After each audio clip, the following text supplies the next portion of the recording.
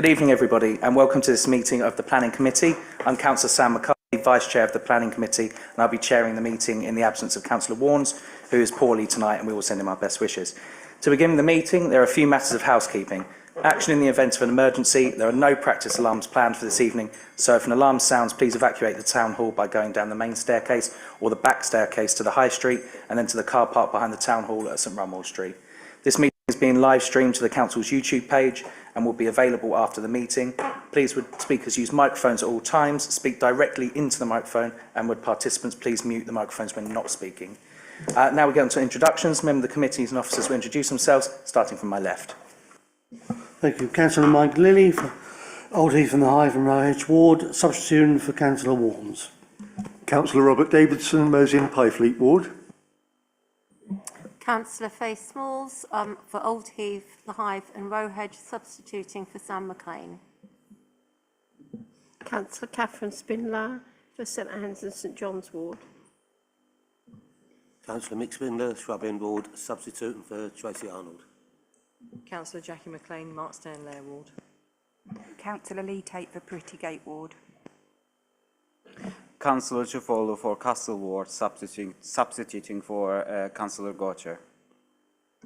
Councillor Kaylee Rippingale for Newtown and Christchurch Ward. Councillor Darius Laws for Rural North Ward, substituting for Councillor Mannion. Historic Buildings and Areas Officer. Chris Harden, Planning Officer. James Ryan, Planning Manager. John Miles, Principal Planning Officer. Simon Cairns, Joint Head of Planning. Robert Carmichael, Democratic Services Officer. Thank you very much, everyone. Members of the committee may use electronic devices to access their meeting papers, and visitors are welcome to use mobile phones and other devices, including cameras, but please use them discreetly, set them to silent, and do not use voice or camera flash functions. We'll have a break at 7:30 and every 90 minutes thereafterwards. There are toilets on every floor of the building and an induction loop in this room. Whilst determination of a planning application is not a quasi-judicial process, unlike some certain licensing functions carried out by the local authority, it is a formal administrative process involving the application of national and local policies, reference to legislation and case law, as well as rules of procedure, rights of appeal, and an expectation that people will act reasonably and fairly. All involved in these decisions should remember that the possibility that an aggrieved party may seek a judicial review and or complain to the Ombudsman on grounds of maladministration or breach of the authority's code. Okay, item 2 was substitutes. We've got a lot and everyone's been through them in the introductions there, so thank you. Item 3 is declarations of interest. Are there any? No, all good. Item 4 is urgent items. There are no urgent items. And then item 5 is that bit. Is that correct, yeah? Yeah.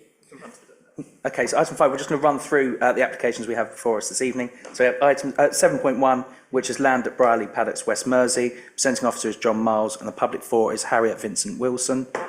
And the councillors are Councillor Powling.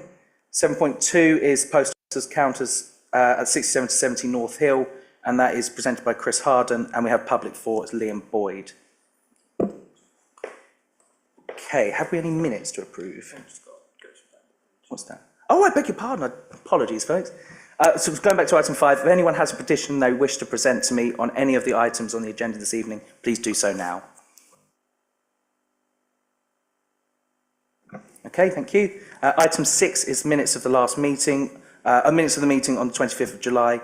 And just if there's anything to note on there, or are we all happy? Happy? Fantastic. Okay. Sorry. Just need to go out for a proposer. Oh yeah, proposer. See, you know, this vice chair malarkey that I've done in the past, I don't know what I'm doing. Proposer, please, to approve the minutes. Councillor Tate and a seconder. Councillor McLean, thank you very much. All those in favour? Brilliant, thank you very much. Okay,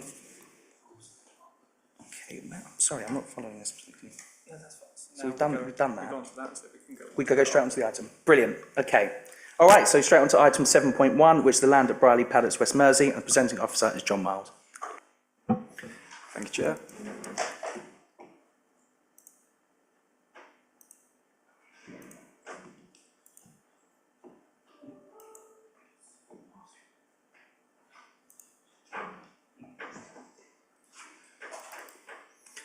Thank you. So item 7.1 concerns a full application for the erection of 18 dwellings at Briley Paddocks, West Mersey, including 6 almshouses which propose to be gifted to the Town Council. Amendments are as per the amendment sheet circulated yesterday. One update to report today is that a comment of support has been received from a local resident, and the full comment is available to view on the Council's website. It, in summary, discusses the anticipated positive benefits of the scheme with particular regards to the proposed almshouses, and further detail on these matters is already included in the committee report. This is the site location plan. The application site is edged red. As detailed in the committee report, the site forms part of the wider Briley Paddocks allocation under policy SS 12A of the Section 2 local plan. The remainder of the Briley Paddocks allocation is shown here outlined in blue. The policy allocates the wider site for 100 new dwellings, vehicular access, as well as public open space and new community facilities as identified in the neighbourhood plan. This is the existing consented scheme for the wider allocation, with the application site remaining up here to the north-east corner. Under the existing consent for the wider allocation, the application site has consent for 2 buildings, one with consent to be used for medical purposes and one for commercial use. Moving to the current proposals, this is the proposed site plan, which shows the 18 dwellings proposed and associated hard and soft landscaping and parking. And as outlined in the committee report, the scheme has evolved since first submitted in response to comments raised by the Council's Urban Design Officer. It's a detailed site plan, again showing the dwellings, associated amenity space, parking and internal roads. This is the submitted soft landscaping plan. It shows the generous greenswood to the west of the site, and that includes a play on the way to the southwest corner, if you can just about make out my cursor. It also proposes a new pedestrian link from the southeast of the site towards and joining with the wider public open space provisions which form part of the wider consented scheme. This is the housing schedule, which includes these 6 bungalows, almshouses shown to the east of the site, which, as I said, are proposed to be gifted to the Town Council and subsequently made available for people in housing need. The remainder of the site is open market dwellings, shown here a mix of semi-detached and detached properties. Moving on to the elevations, this is one of the proposed house types, and the scheme proposes buildings of a vernacular form and materiality, and the properties are considered well articulated and detailed. In instances where it's considered there is some scope for further enhancements, conditions are recommended to cover these details as outlined in the committee report. In terms of design quality, I'll also move on to some photos of the rest of the allocation later to show the dwellings on the right, the wider sites which have already been built out and which in the view of officers demonstrates the welcome quality of design and attention to detail that is being delivered across the wider allocation. Go through these relatively quickly now. These are the associated floor plans, some more elevations of some of the semi-detached properties. Again, some more floor plans, dwellings, floor plans. These are the 6 proposed almshouses, including solar panels to the rear roof slopes. Some floor plans, some more elevations, again, semi-detached properties, again, vernacular form, pleasant detailing and proportions. These are some of the larger detached properties. Floor plans and further elevations. This is just the proposed garaging across the site, singles, doubles and a car lodge. Here we have 2 of the proposed street scenes. The top one is along the proposed access route and the bottom one is further within the site. Move on to some site photos now. Here we have a view looking up Briley Paddocks towards the junction where Briley Paddocks joins East Road, and this is the consented vehicular access for the wider allocation, which is also proposed to serve the current proposals. So view looking south towards the access into the site. So view looking up the access again, application site on the right, wider allocation on the left. It's not an awful lot to see at the moment on the application site. As is outlined in the committee report, it's currently been used as a site compound, some contractor parking to the north and material stored on the rest of the site, but members will note the established hedgerows to the north of the site. And the same is true on the east, there's quite established hedgerows and trees The rest of the site is relatively flat. There's no significant natural features at present. Just about make out in the distance some of the properties that have already been built out pursuant to the wider consent. Small views of the site. This is a view looking east over the site, and a view looking north along what will become the main vehicular access into the wider allocation. Some further views. These are the properties that will that face the application site as they face east. And just for a bit of context, some aerial images of the wider allocation, which, as members will note, has made quite significant progress in terms of build out. There's a few properties left to be constructed and some other remedial works, but it's nearing completion. The application site is just shown up here on the top right corner, approximately edged in red. It shows the generous public open space provisions as well across the wider site, which will be available for use by future occupants of the application site. Another view of the south. And here are just some images of the properties currently built, hopefully to give an idea and sort of flavour of the current quality and character of the properties on the wider allocation. Just some further views.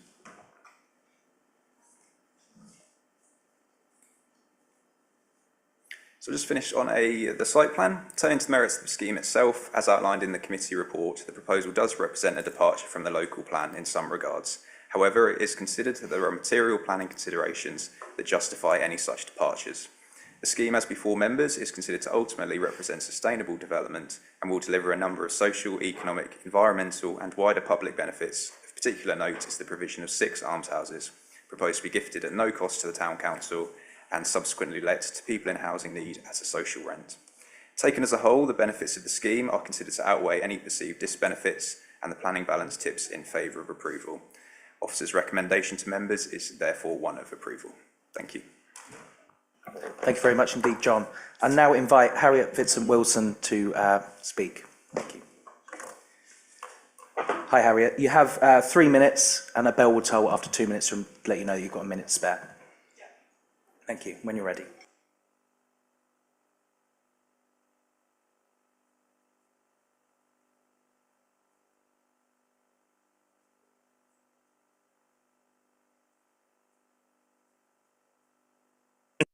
I'm ever so sorry, Harriet. I'm just going to stop you there for a moment. You haven't done anything wrong. It's the microphone itself is playing up.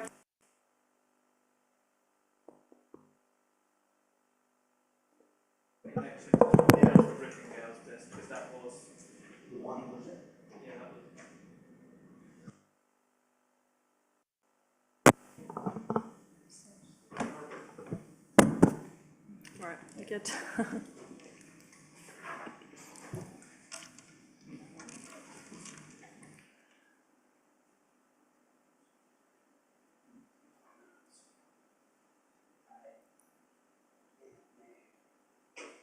Harriet, sorry. We'll start again. Okay, lovely.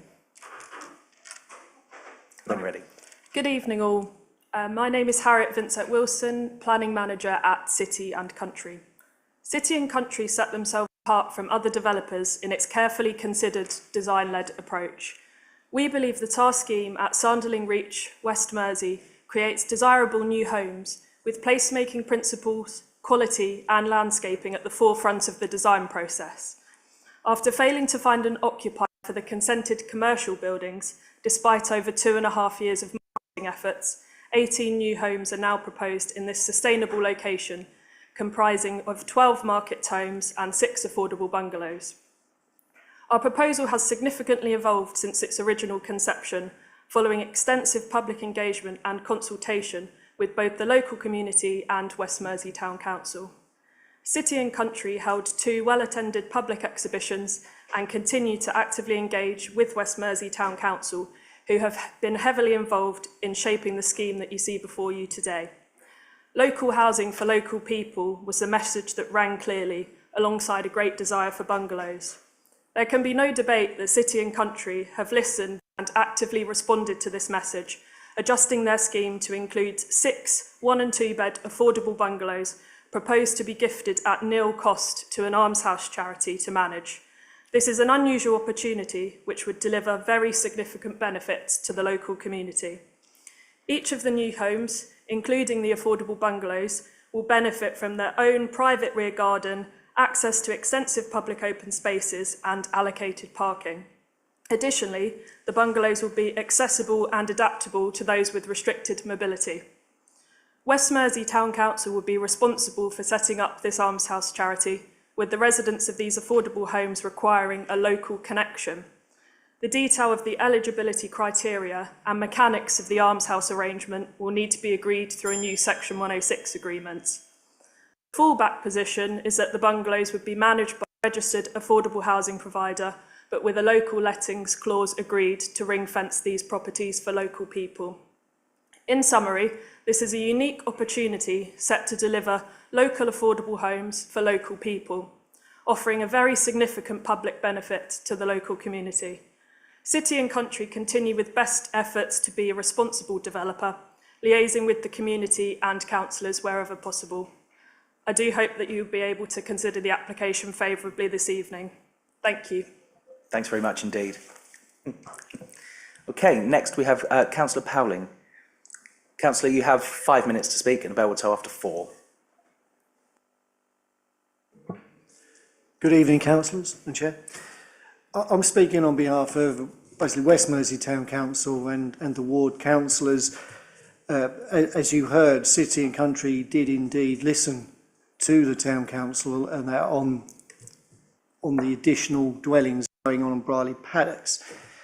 It ticks all the boxes with the neighbourhood plan, where the housing survey came out for 1 and 2 bedroom dwellings with the bungalows.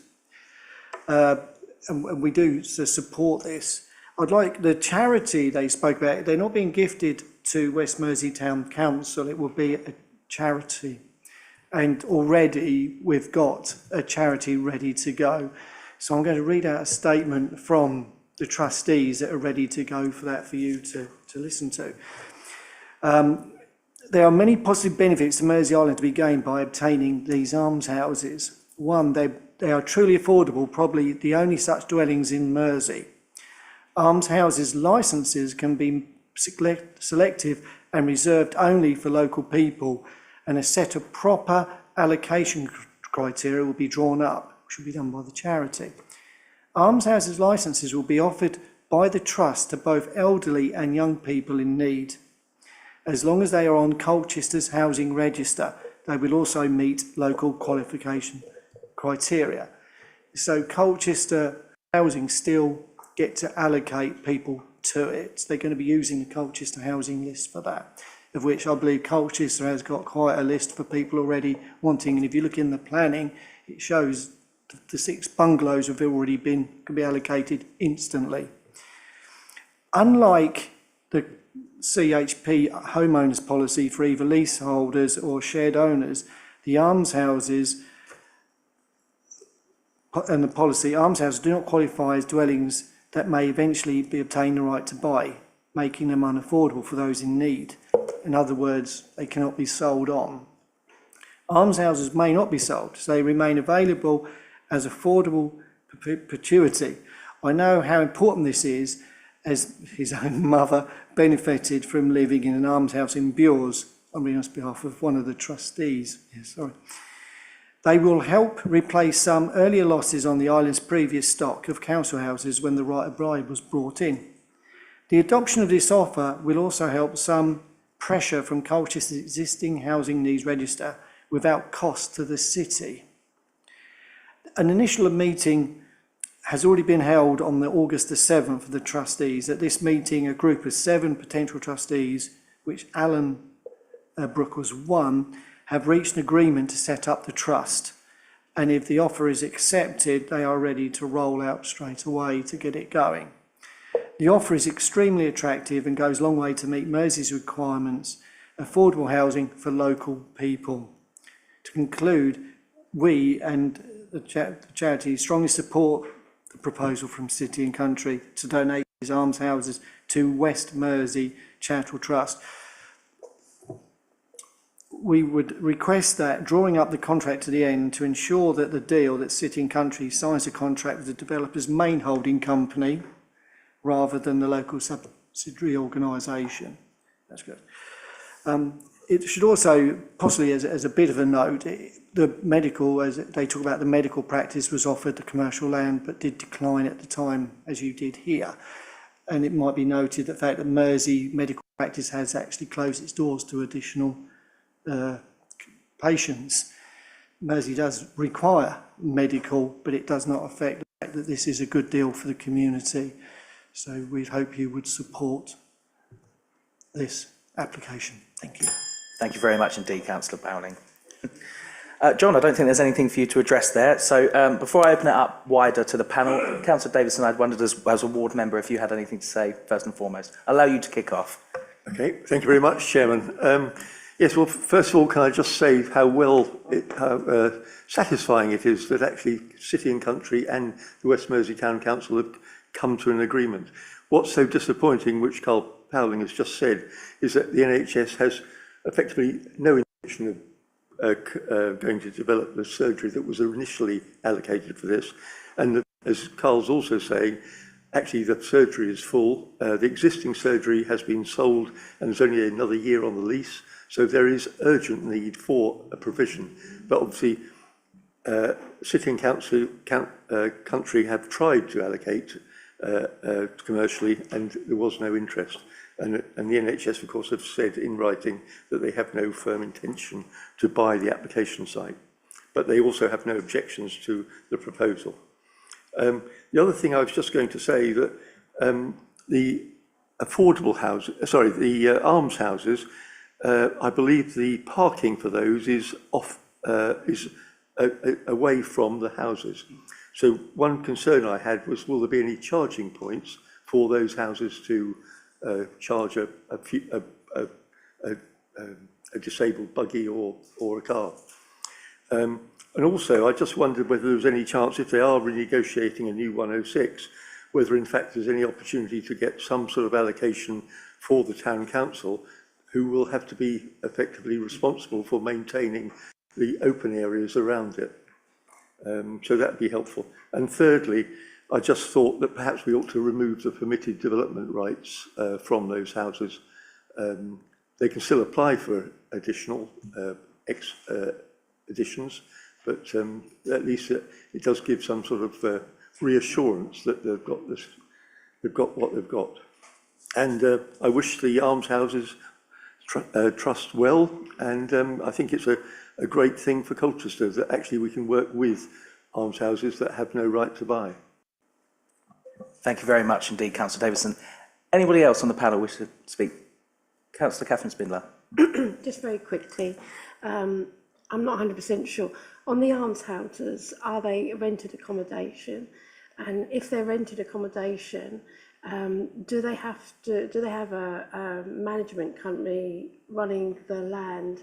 And if so, do they have extra costs on top of their rent to pay for land management, which sometimes can be quite expensive?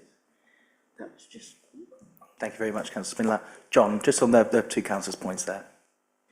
Thank you. Yeah. I think the first point on parking and EV charging, yeah, each dwelling is proposed to be served by an electric vehicle charging point, including the almshouses. There's allocated parking, even though it's not right next to all the properties, there is allocated with EV charging. In terms of the landscape management, the expectation is that that would be managed as part of the wider consented scheme and then the wider allocation. One of the conditions includes a landscape implementation and management plan, so we'd expect to see when the applicant comes in to discharge that there's information about how it will be managed moving forward, so that doesn't fall on, say, residents, and there's appropriate management responsibilities there. The recommended conditions includes two conditions: removing permitted development rights, so most household permitted development rights are removed by condition 13, and there's also condition 14, which removes permission for additional gates, walls, fences, means of enclosure forward of principal elevation. So hopefully that provides some comfort there. The exact terms of the Section 106 agreement, as was touched upon, will need to be agreed in consultation with housing colleagues, the town council and also the applicant, but the proposal and the commitment at this stage is that all of the almshouses will be rented, and they'll be rented at a social rent, so lower than an affordable rent, which could be up to 80%. It's understood that social rent is normally around 50% of market rate, so that's a particular public benefit of the scheme. In terms of any management fees that occupants would need to pay, that would ultimately be something which would need to be considered by the charitable trust set up by the town council moving forwards.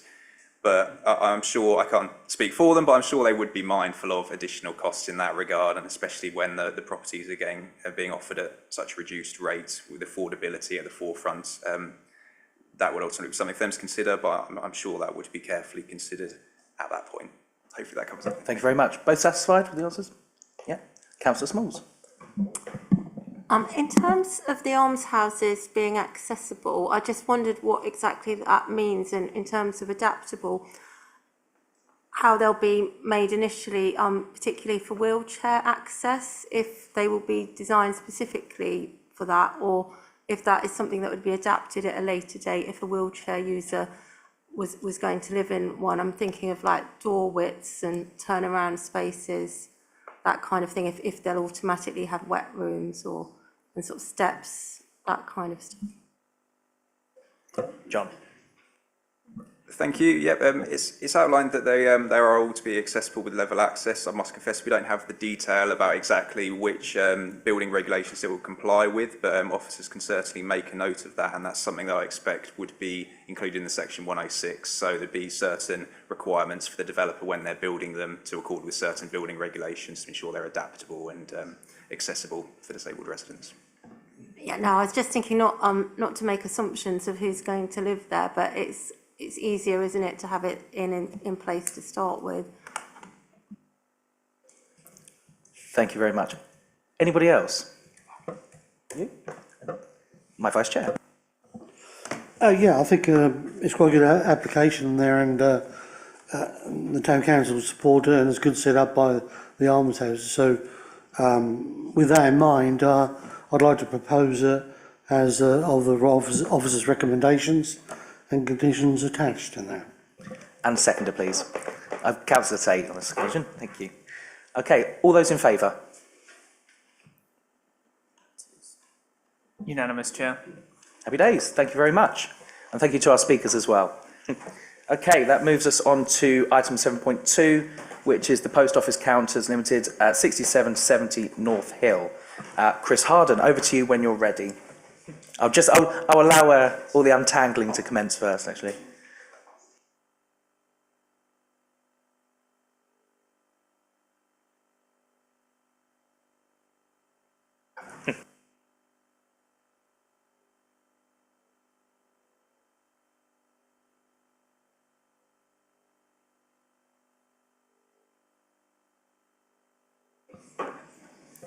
Okay, over to you, Chris, when you're ready.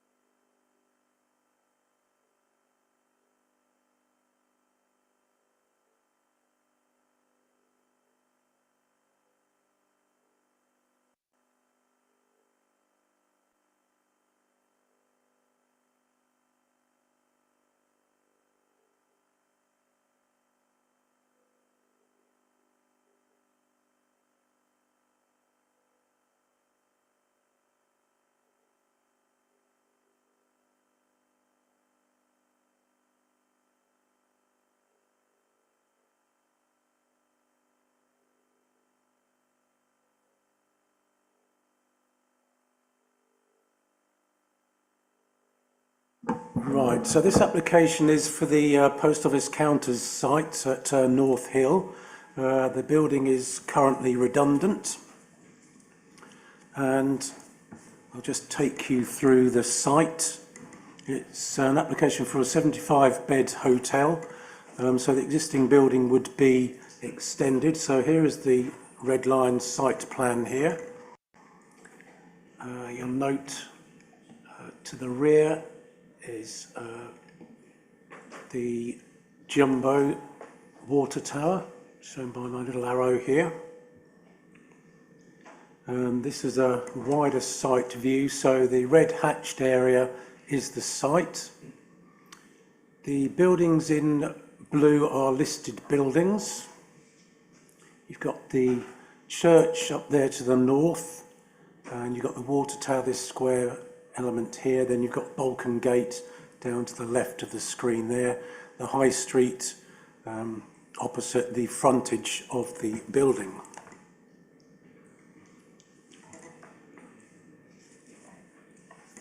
So this is a closer view of the site. So the site is positioned in here. There's housing trust buildings here and here. And this is the front view of the site, showing the existing building. You've got the water tower behind, then it's the black and white building here with the bus nicely in the way. And then this is a closer view of the building. It's obviously a frontage that is now redundant. And this is a view of the rear of the site. So existing buildings here where my cursor is would be demolished, and those are extensions to the original building at the front of the site. You've got office buildings opposite, then you've got opposite further down the housing trust buildings. You've got two self-sown sycamore trees here, which are in the adjacent site, directly adjacent to a boundary wall. That's a view from looking further back, showing existing building. Then you've got a view of the church, as you can see, and then the legs of the water tower and the trust buildings. That's a closer view, showing the church visible through that gap there. Another view of the sycamores. It's a view of the site in winter. You can just about make out the trees and the top of the tower of the town hall in the background. And then this is a closer view, the side of the site. So you'll see there's an existing building here, this grey element, and that would be demolished to make way for the scheme. And then, so with this bit on the rear of the existing building, and then you'd attach the new extension to the pitched roof at the front there, and I'll show you a drawing of that in a minute. Then you've got the public house adjacent here. That's a closer view of the trust buildings opposite. Note the front windows in that building. And then this is a view looking back the other way, showing the water tower and then the housing trust building here. Note front windows in this building there, and then a gap to the site, and then the site here. And that's a view to the right rear of the site, showing buildings extending from other properties further down the road. Car park there. So I'll just take you through the drawings now. So this is the ground floor plan. You've got a service area here to the top left. You've got a customer drop-off point down here to the bottom left. Then this is the ground floor layout of the hotel, showing bar areas, bin stores, cycle storage, and then other items expected within the ground floor of a hotel, including a disabled toilet down here. You've got a lift, ground floor part of the lift just here where my cursor is. Then you've got a passageway through the site down to the bottom here, if you can see my cursor, which then leads onto the high street. So that's a new walkway being achieved through the site to get to the high street from the rear of the site. Okay, now here are the, this is the side elevation of the property. This is the elevation coming off, this is the front of the property here. So the side elevation here, various design revisions have resulted in this scheme. Essentially what we've gone for is to try and divide the extension into two elements. It's obviously a large extension. You can see the red line just under here where the original buildings are, and essentially those would all be replaced. So you would have an element here with a certain style of windows and dormers in the roof, with a sort of a mansard roof style at the top of it. And then you've got a second element here, or a different form in terms of sort of fenestration and height. These elements here are essentially parapets that would then have a roof behind them, a sort of a fake mansard roof behind them. You've got differing window arrangements. So we've tried to make it appear as two elements rather than one vast extension. And in terms of the rear view, again, you've got this parapet at the top with the mansard behind. You've got a symmetrical fenestration. The element here has been cut back to allow views through the site of the church. So that's kept that more open. Then you've got the other side elevation here again, showing the different character of one end of the scheme compared to the other. The aim would also be to have a difference in appearance of the materials, so you'd perhaps have different bonding on the bricks and a slightly different shade of brick, so that it's clear that there are sort of two elements to this extension.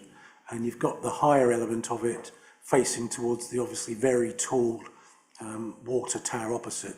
So we think that the site could accommodate something of this height facing such a tall building. So that's basically the design ethos behind that scheme. It originally came in with just a flat roofed extension, all of the same fenestration, all in the same line, but then that also had a fifth story above at the end of the scheme. So the scheme's been revised from that. The second iteration had a sort of a vast pitched roof sailing up to the rear. So again, that has been reduced from that scheme. So this is the result of a couple of years of negotiation, basically. This would be the front view. You'll see the character and form of the existing building is retained at the front. You've got the rear elements in sort of flat plan form just above the height of it, but obviously those will be set well back, so apparent views will be very limited from the front. You've got the backdrop of the water tower there, then the hill slopes down North Hill. This is a floor plan of the proposal. You probably won't be able to make out a great deal of detail on here, but just to confirm that for the first floor, the lifts would come up here. Each floor has got accessible rooms for the disabled close to the lift. You've got the plant area here, so you'll see this setback in here.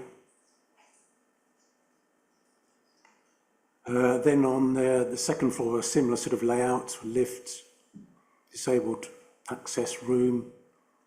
You have got windows here, which because there are dual aspects to these rooms, it's considered desirable to have these two windows obscure glazed up to 1.7 metres, just to help in terms of looking towards the windows of that trust building. It is some distance from that building, but nevertheless, I think it would be desirable to do that for these two windows.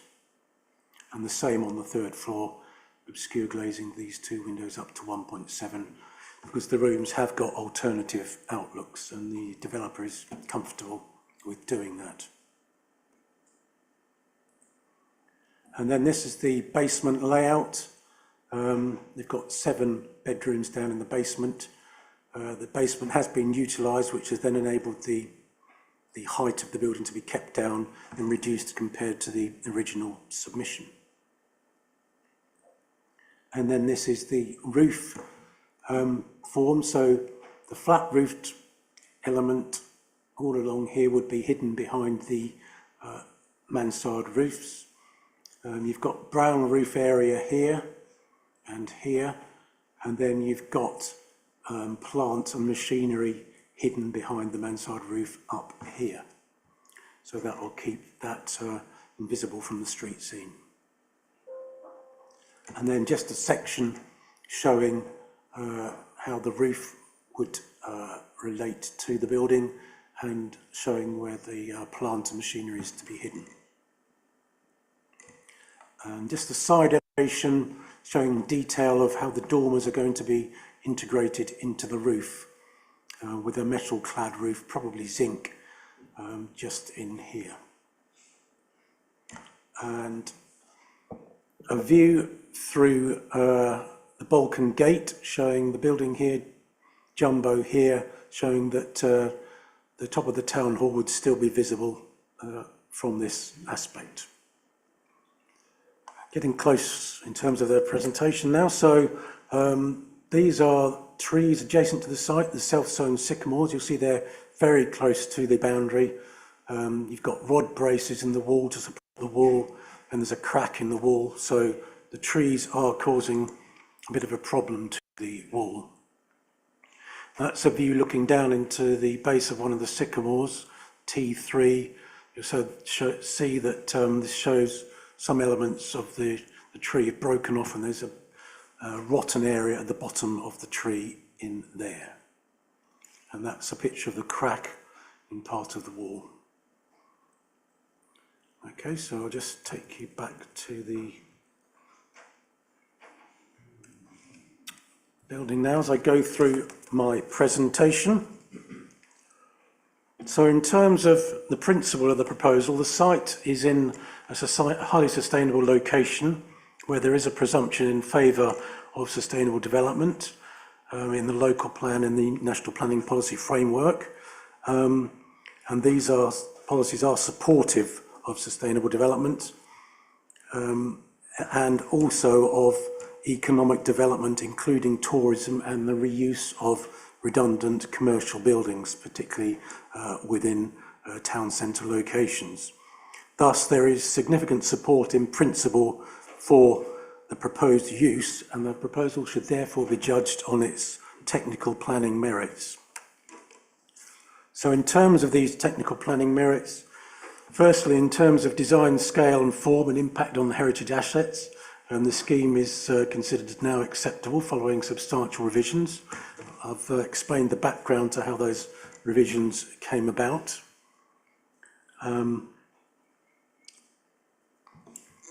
Whilst the extension is obviously a large extension and it is larger than ideal, overall it's considered there would be less than substantial harm to the impact upon heritage assets, which includes the conservation area and setting of listed buildings.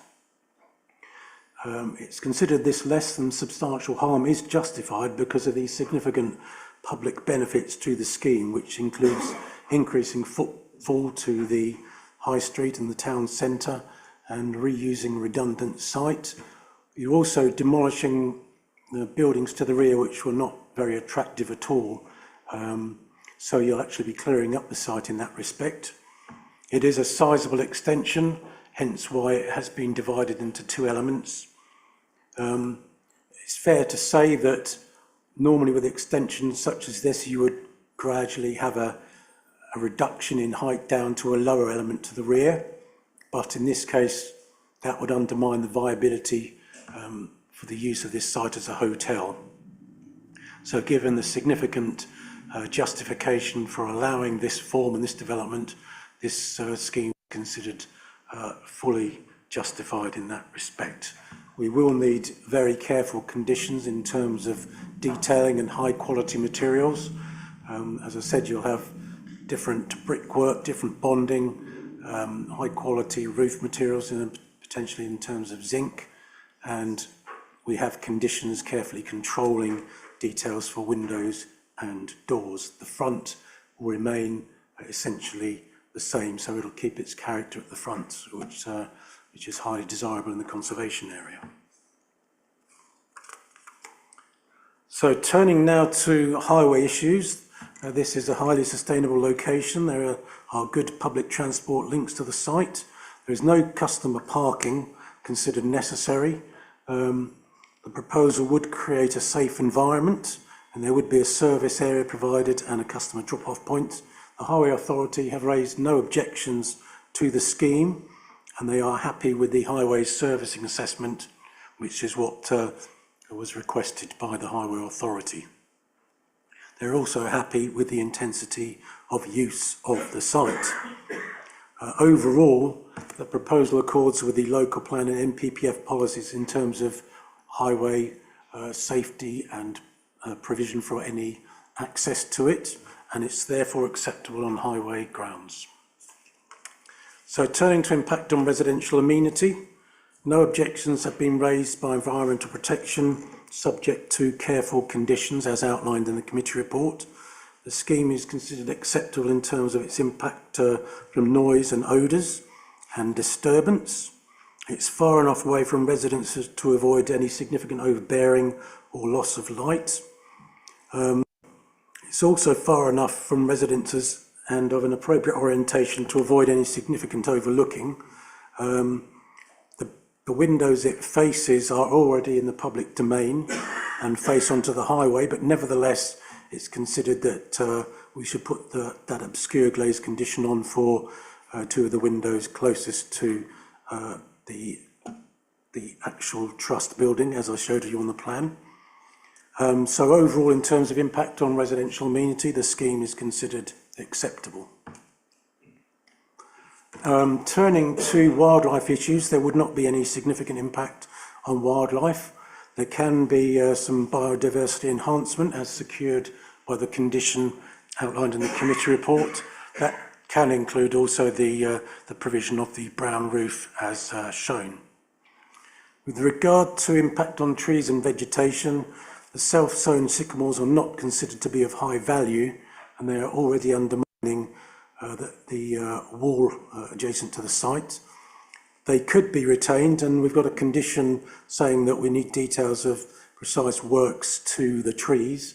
The neighbour has not objected to their removal, so we would be comfortable with their removal, but also they could be retained if required. So the condition requires precise details of any works to those trees. And certainly one of them is in poor condition, and the others, as you saw in the winter, they don't provide, certainly in winter, much of a feature, obviously more of a canopy in the summer. So in terms of sustainability, the scheme has acceptable sustainability credentials and climate change mitigation as outlined in the submitted sustainability report, and that's covered in the committee report in further detail.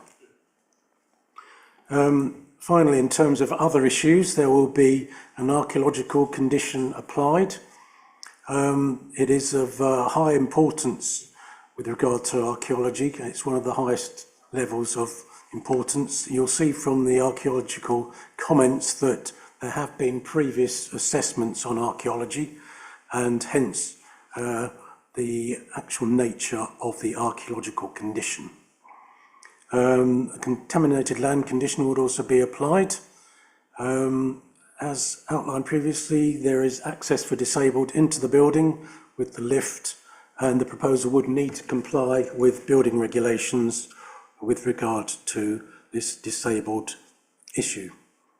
So the recommendation is authority to approve, with approval being granted subject to the receipt of the wildlife mitigation payment, which is expected tomorrow, so we should receive that imminently.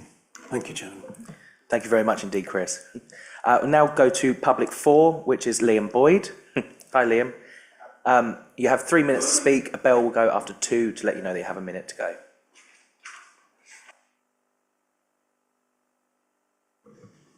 Thank you, committee members. I'm Liam Boyd from BC Architects, and I'm speaking on favour of the development proposals.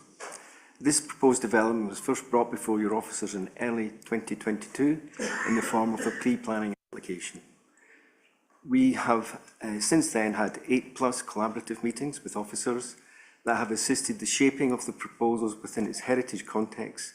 This also addressed concerns raised in consultation. Of special note, already mentioned by Chris, is that the proposal is now one level lower than all previous versions, with a level removed, resulting in a satisfactory scale of building. The proposals have also been amended to retain the key views of St. Peter's and glimpses of the Baroque-style tower of the City Hall. The proposal regenerates a key site in the heart of Colchester city centre. It brings back life to the locally listed building, and the proposed hill use fits well within the Council's master plan aspirations. This will create a lively creative cluster with the repurposed Jumbo, the expanded Mercury Theatre, Arts Centre and the Council's own project for public realm landscaping. A major accessibility bonus is the creation of a pedestrianised walkway between the High Street and Head Street, linking to Balkan Gate, leading to Jumbo and the Mercury Theatre. The proposal has received support from your Economic Development and Regeneration Service, as well as from BID. North Essex Heritage Trust also supports the proposal and has stated, by cooperation in the management of the area around Balkan Gardens and promoting its attractions and public events, business will ultimately see an increase in footfall, more leisure visits and generally beneficial financial impact. The attraction of an international hotel operator is an opportunity that Colchester City should embrace as a new city. The proposals provide a synthetic contemporary solution that will be an asset to the city centre. We hope that the committee moves to approve the application in accordance with your officers' recommendations. Thank you very much. Perfect, just 2 minutes. Thank you very much indeed, Liam. You're welcome. Colleagues, I will open this up to questions. We in the briefing last night, we had quite a robust discussion on this. Just want to reiterate, when we're asking questions tonight, make sure they're related to planning considerations, please. So, as I did with the first item, Ward Councillor first. Councillor Chuflu, I'm going to let you speak first on this. Thank you. I have several questions.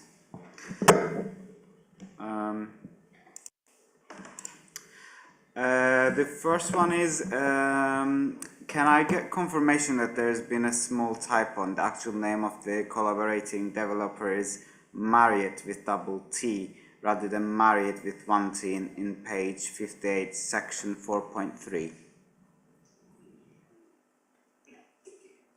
My second question is why this application has still gone in when it was suggested that Moxie wanted the hotel in the former Odeon instead. One would assume they wouldn't prefer to have two hotels, so has the Odeon plan fallen through? And then I have further comments and questions regarding consultation and reports provided. The first one is regarding conservation specialist report between pages 62 and 64. Although the word harm is referred between 20 to 23 times, and there is expected harm to the conservation area and nearby designated heritage assets, it is unacceptable that those representing or running organizations to preserve their historic cultural value weren't consulted. Reading Mercury Theatre's comment and Balkan Towers Trust that they were not consulted were particularly concerning for me. One point I would like to raise is, although the word harm was mentioned so many times, and even the latest revision failed to address all the concerns, and the conservation specialists acknowledged that by virtue of its scope and massing, the scheme cannot be delivered without harm, not only to the host building, but also setting of the nearby heritage assets, and also the character and appearance of the conservation area, and acknowledge that quantifying the level of harm for each heritage asset in isolation exceeds the purpose of this comment. I'm confused about how the anticipated harm to significance of the conservation area and nearby designated asset would be in spectrum of less than substantial as per the definition of the NPPF. I'm also confused about how that opinion could be mentioned while acknowledging that quantifying the level of harm for each heritage asset in isolation exceeds the purpose of this comment. Could I get clarifications on these 2 points, please? And then... How many more questions do you have? I wondered if maybe Chris wanted to come back on those for now. Right, okay. Otherwise, we'll if that's okay. Yes, yeah? Definitely, yeah. Thank you. Chris, I don't know if you can answer some of those. Yes, I can answer some of those, and then Irini can probably add to that as well, just briefly. Marriott spelling, I don't know, to be honest. Not entirely sure how crucial that is, really. I think it's normally double T, isn't it, Marriott? But yeah.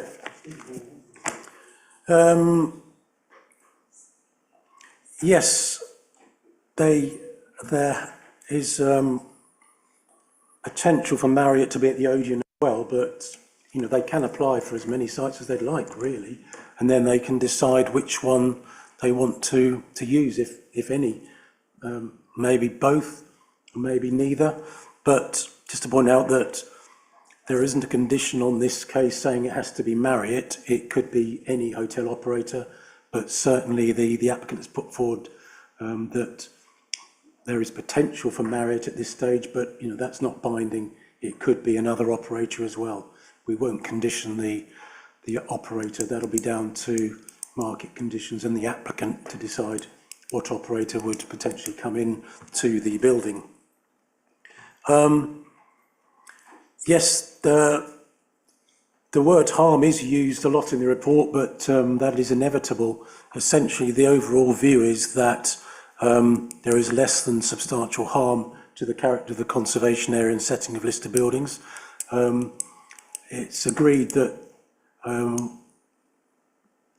there would be significant public benefits to justify this harm. If you had a perfect scheme, you would be able to argue no harm to the character of the conservation area. But realistically, to get a hotel on this site, you're going to have a building of this sort of scale, and that is considered justified given the way we revised the scheme in terms of breaking it down, getting the fenestration improved, getting high quality materials. So that is considered to relate satisfactory to the character of the conservation area. The NPPF does allow schemes to be approved if there is a less than substantial harm, and that is the view that in this particular case. The impact on heritage assets has been very carefully assessed all throughout the lifetime of this application. The list of buildings have been carefully plotted and analysed, and overall the scheme is considered acceptable in that respect. In terms of notifications, for example, the Balkan Trust, they're clearly aware of the scheme, and we do put site notices up to make sure that that covers, you know, people to know what's going on the site anyway. And we think people have had an adequate time to be able to comment on the scheme. It's been in for 2 years and has been ongoing, so I don't think we've got concerns about public consultation and people having the opportunity to comment on the application. So I think I'll just pass over now to Irini on the finer points of less than substantial harm and impact on the heritage assets, if that's okay, if you want to make a couple of comments. Thank you, Chris. But I think essentially that you covered the principle, which is essentially this planning balance with testing less than substantial harm against the public benefits of the project as prescribed in the paragraph going of the NPPF and local plan policy against scheme. So I'm not sure if that covered the question or if there's anything else I need to clarify. Thank you. Councillor Chifley, obviously quite a lot of people will probably want to speak on this. I'll let you come back on this occasion, and you've probably got a couple more questions, and then we'll move on if that's all right. Brilliant, thank you.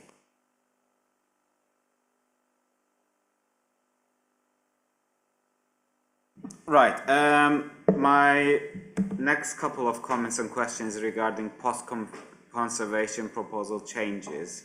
I was wondering what progress has been made to address the following point, and I quote, that the proposed structure continues to poorly integrate with its context and fails to achieve synergy the grain and vernacular of the surrounding area. Additionally, the proposal fails to deliver a distinct and legible identity for the site and provide for a gentler and less dominant relationship with surrounding heritage assets. And again, I quote, in general terms, it is considered that the design remains suboptimal. And concerns are also expressed about viability justification and not harmonious townscape intervention, and that the scheme has achieved a suboptimal standard of design. This is from page 65 and 66. Thank you. Thank you very much indeed, Councillor Chifley. Chris or Irini, either of you? Yes, those are comments from the Urban Design Officer. I think it's fair to say that he's not as happy with the scheme as myself or the Conservation Officer, but you know, I've had urban design training as well, and overall it is a balanced decision, but overall it's considered that it does relate satisfactorily to the character of the area, as I previously explained, really. Yes, I agree, it is a suboptimal scheme, but you can't always get optimal schemes on sites. There has to be a balance sometimes. In this case, I've explained the balance in terms of achieving significant public benefits, economic benefits, viability to the town centre, encouraging people to support commercial properties in the town centre. So there are significant benefits. It is a redundant building which, if left unused, it will deteriorate. And I think you've also got the fact that existing structures on the site are not very attractive at all and are pretty modern and undesirable anyway. So, you know, there are significant benefits to justifying the planning balance supporting this, despite the Urban Design Officer's suboptimal comments. Yes, he's mentioned viability. We have gone through this with the agents in depth, and they have put forward details from the potential operator of the site who said that there are concerns about viability of the site for this use, and that this is the number of bedrooms that are required to potentially make the scheme viable, and that, you know, they wouldn't go lower in terms of number of bedrooms. We've put that to the applicant on a number of points, and this is really what is required to potentially achieve a possibly viable scheme. So I think that covers that.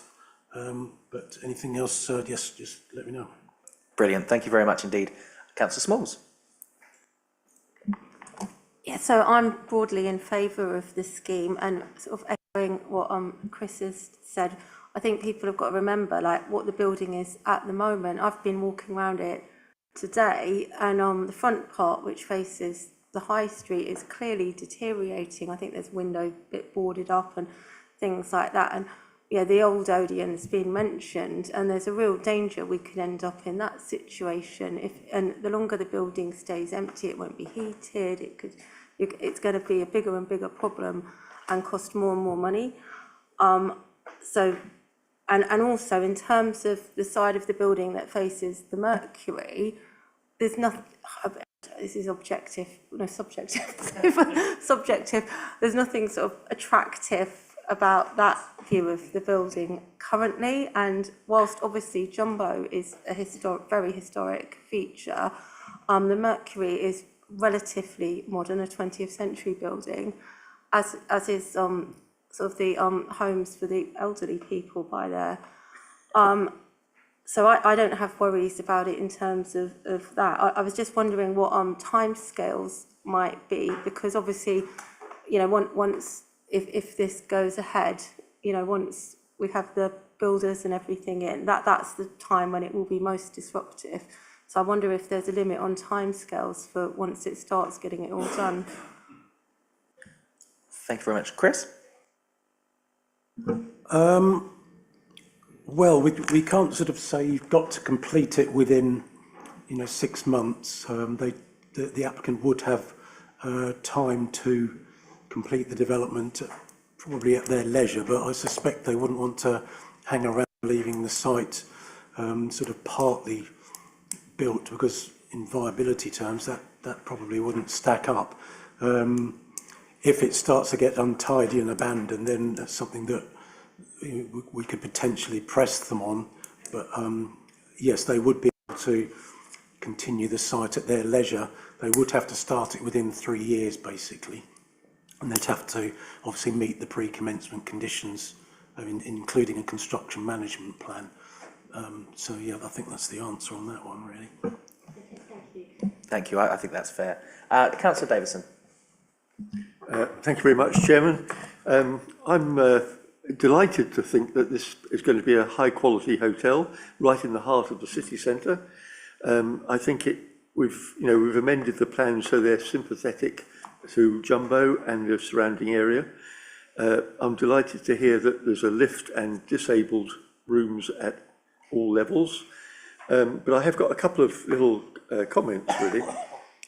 First of all, the new walkway, which is welcomed, I think we ought to insist on CCTV and lighting, because it will be a dark alleyway otherwise. On highways, Mr. Harden suggested that there was going to be a drop-off area. My concern is that obviously there's no way you can drop off at the front of the hotel, because there's only a single track, single passage carriageway. So presumably it needs a rear entrance around the back near Jumbo for people and taxis to drop off at with all their luggage. The other thing that I mentioned at the briefing yesterday was the roof use. I think I'm satisfied it is a commercial use, but obviously I was concerned about the potential noise if it was reused for leisure purposes for the Balkan Garden neighbours. And the last one, really, the archaeological dig. Depending on what they find, I just wondered whether there's a timeline or whether they'll be under pressure to speed it up. I think, depending on what they find, they may need longer. Thank you. Over to you, Chris. Just to confirm, there is a lift for disabled people to access the site. And the walkway, yes, we could add a condition about CCTV and lighting, I think, in that respect. So I think that would be a good idea. We have got a condition about lighting already in the conditions, but I think a bit of an adaptation to ensure it's lit along there would be a good idea. Drop-off point, yeah, there is a rear entrance there.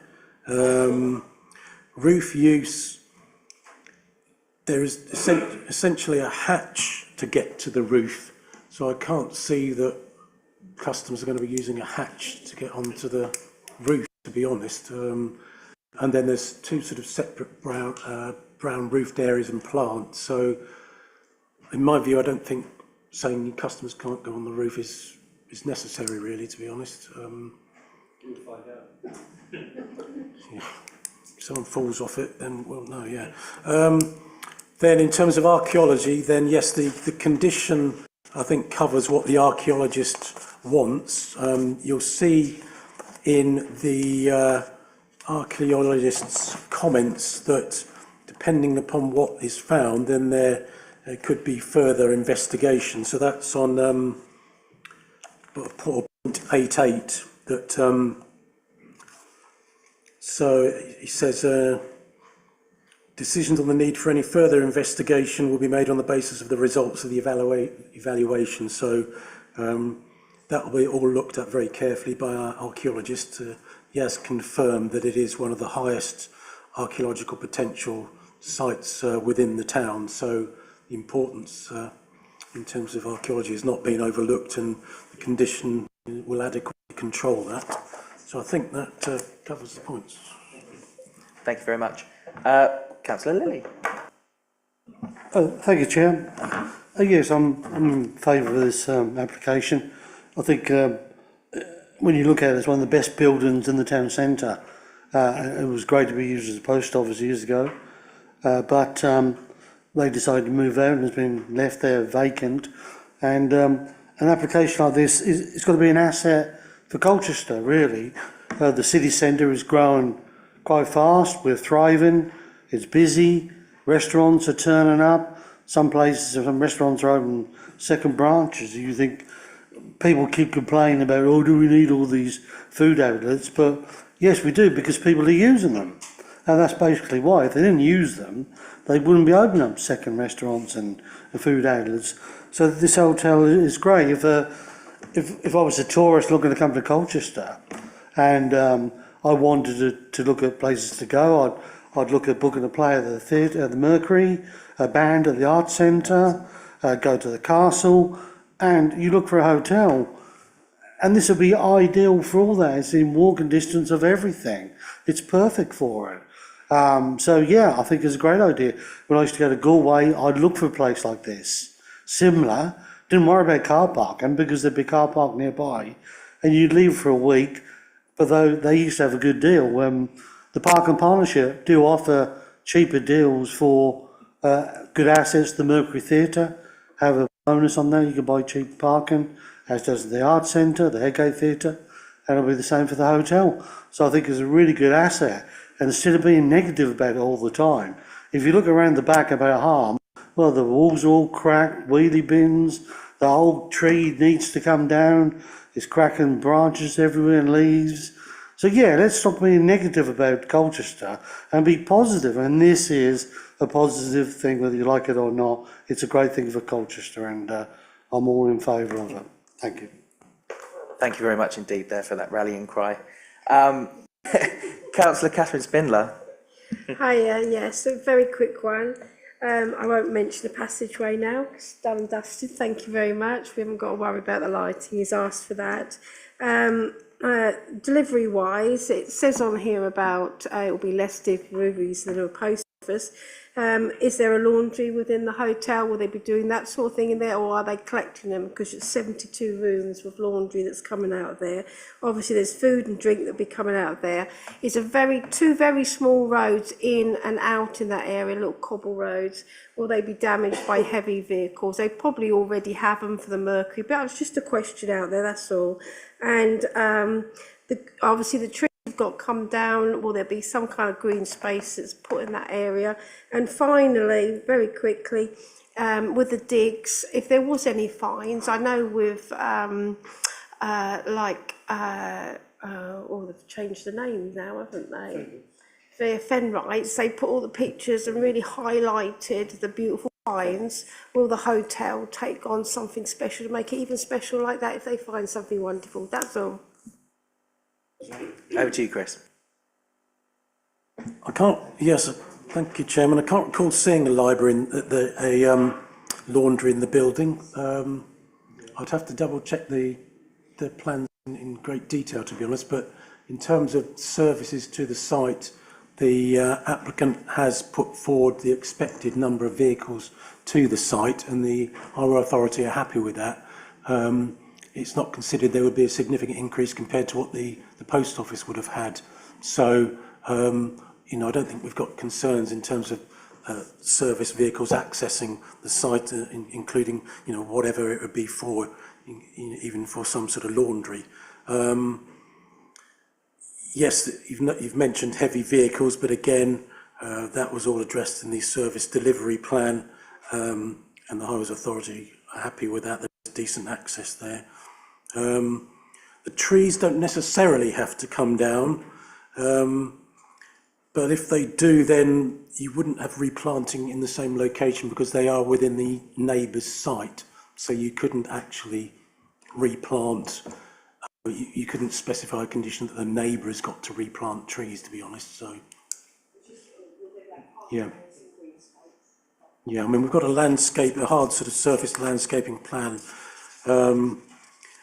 If there is any small area for greenery, then, you know, potentially, but we've got the brown roof as well, which sort of covers that, so there's some compensation, but yeah, we couldn't say replant trees because that's on the neighbour's property. Then fines, yeah, I'll just check the precise wording of the archaeological condition. Yeah, so you've got a provision for reporting, publication and dissemination of the analysis of records of the site. So that is covered in the condition.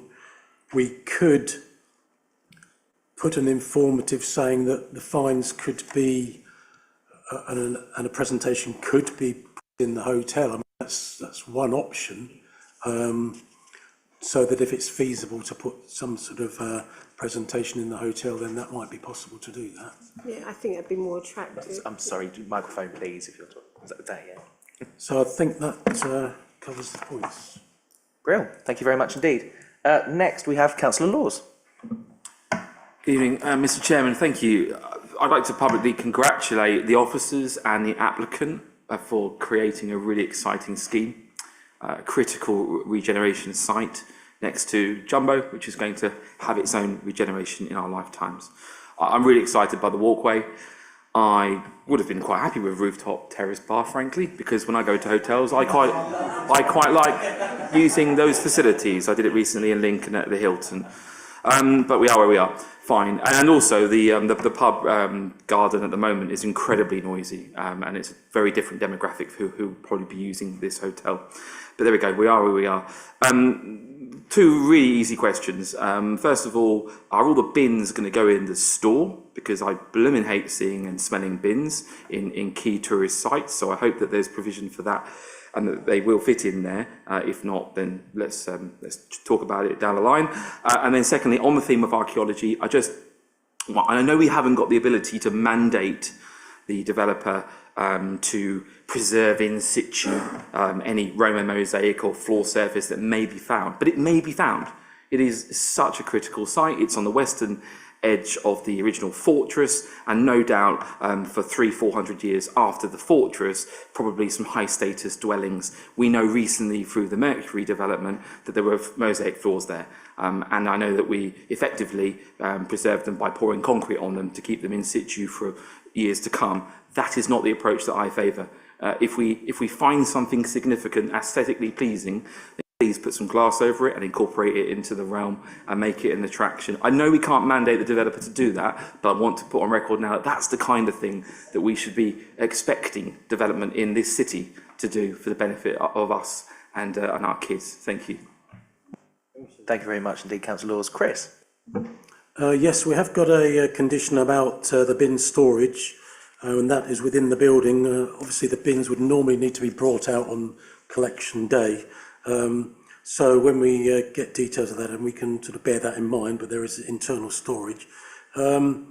Yes, in terms of archaeology, I'd certainly prefer looking at archaeology through glass floors. So if that is feasible, then that's something I can discuss with the archaeologist when we get the details of the condition in. But I mean, if you walked over a great mosaic in the middle of the restaurant, I mean, that would be probably a great feature. If it's achievable. So yeah, I would certainly try and push for something if that is possible, yes. Thank you. It's just that it's the rear part of the site that we don't really know what's in the ground as much as we do at the front, do we? So that's where it gets interesting. And we're going to have to put some holes in the ground, quite a lot, I'd have thought, for the structure to support itself. So but let's make sure that it's viable, and we do all we can. Councillor Tate? It's going to come as no surprise to regular committee members that I am not a fan of this. I really hate the 4 floors. But in words you never thought I'd say, Councillor Lilly has somewhat persuaded me with his rallying cry. No, I'm not happy with the size of it. I'm not happy with those poor trees. Do all we can to keep them there.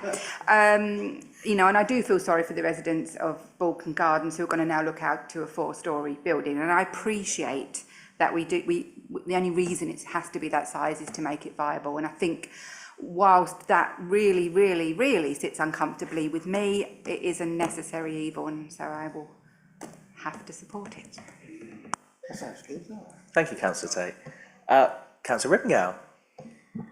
I think the proposal offers an amazing opportunity to create a new cultural quarter and giving us a hotel to support those venues. Whilst I sympathise with Councillor Tate's concerns for the Balkan Garden Trust, those people are living in a city centre location and have chosen to live in a city centre location. And it isn't that, you know, there are noise considerations there already. And I think we've put in enough conditions to protect those residents in terms of you know, the glass, and I don't know whether we can condition additional noise cancelling cladding or something like that. I suppose my only concern in terms of the cladding around the zinc, that it perhaps is in keeping with what's on Jumbo currently, to tie it into the area. I think that would be a really nice design feature that, you know, could link it to the area, and, you know, perhaps looking at what's on the Mercury or what's on the Arts Centre, just to tie it in a bit more. So I think though the concerns about residents is valid, they have chosen to live in the city centre, and, you know, there isn't much change in terms of the noise. I expect the hotel will probably create less noise than the pub during an England match. So I think we have to be welcoming of these big brands. You know, that this will give us an opportunity to bring other big brands into the city centre, and that's what we need, is to create high quality jobs as well. So I think the economic benefit outweighs any concerns, but I would like to see perhaps some design linked to Jumbo as well. Thank you, Councillor Rippingale.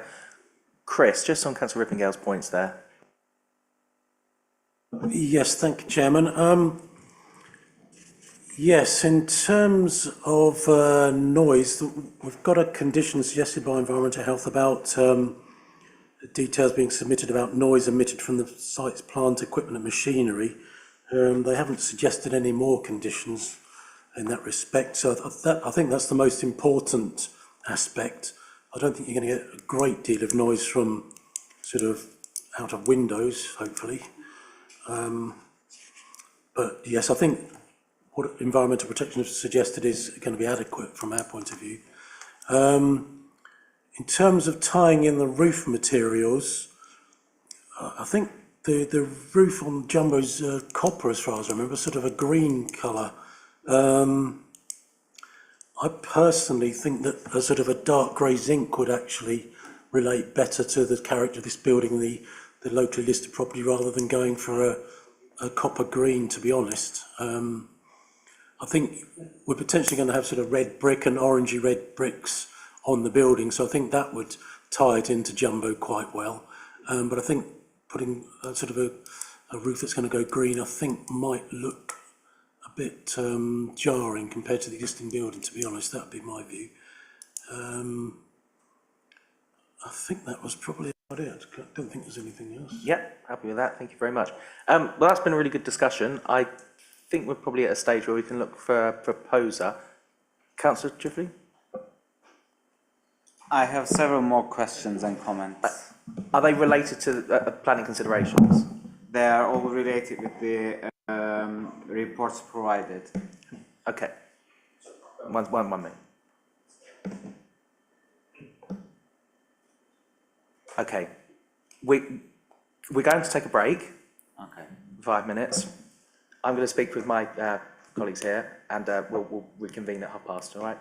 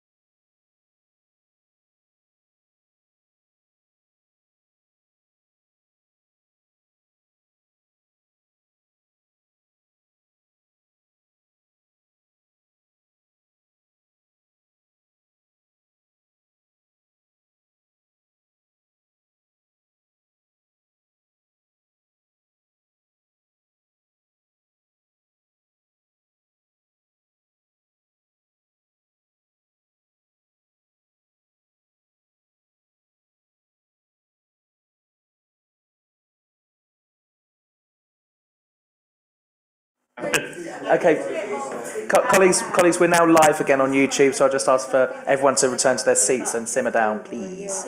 Simmer down. Guys, we are live. Everyone, thank you.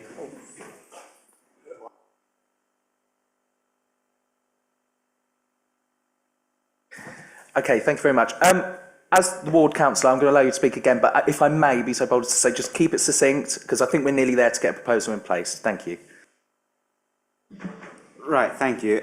So my next question is regarding Highways Authority states. Do you have a draft construction management plan or received a response from the developer regarding Highway Authority's recommendation?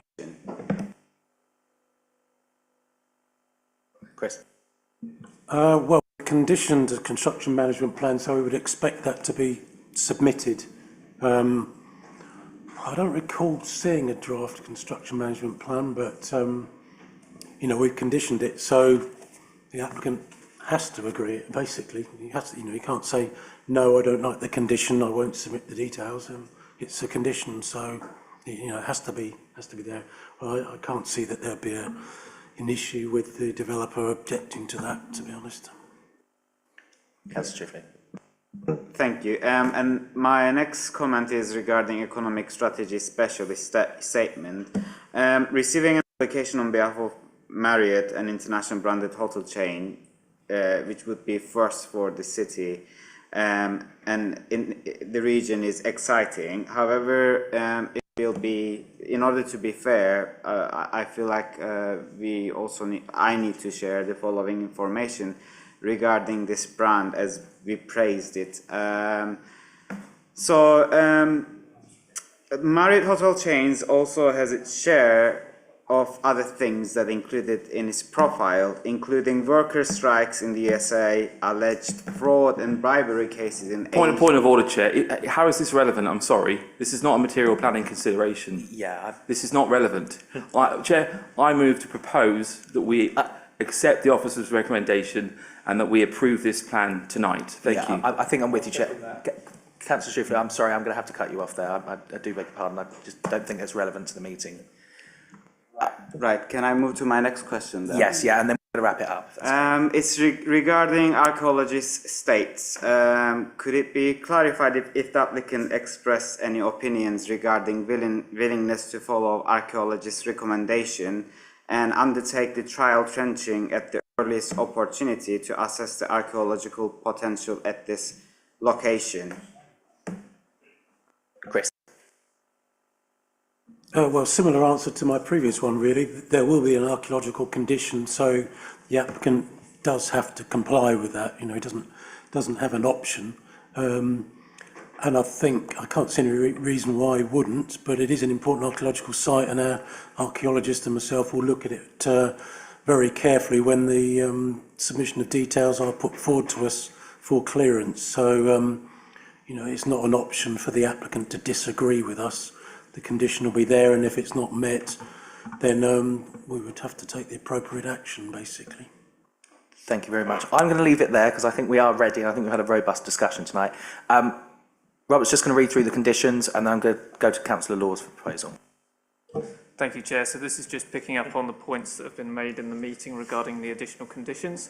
So the first one was regarding a condition on CCTV and lighting in the walkway that would go from the High Street through to through the passageway at both ends. And then the second one was an informative note regarding the archaeological finds kept on site and on display where possible.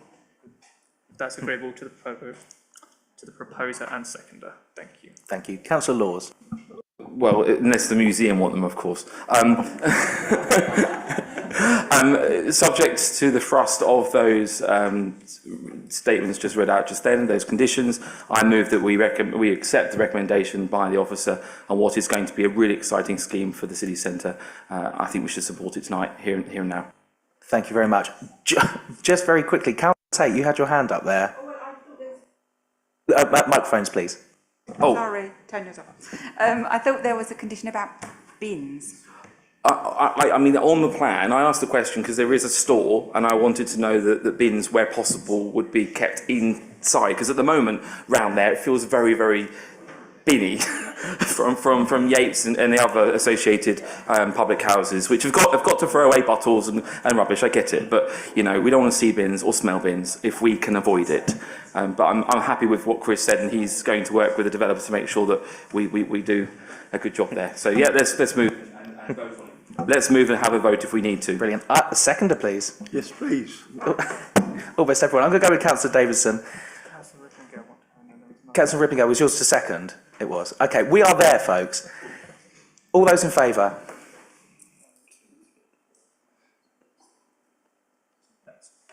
Ten. All those against? Abstentions? 1. Thank you very much. And that's it. Thank you very much, everybody. Enjoyed that. I'm sure you have as well. Thanks, Chair. Well done.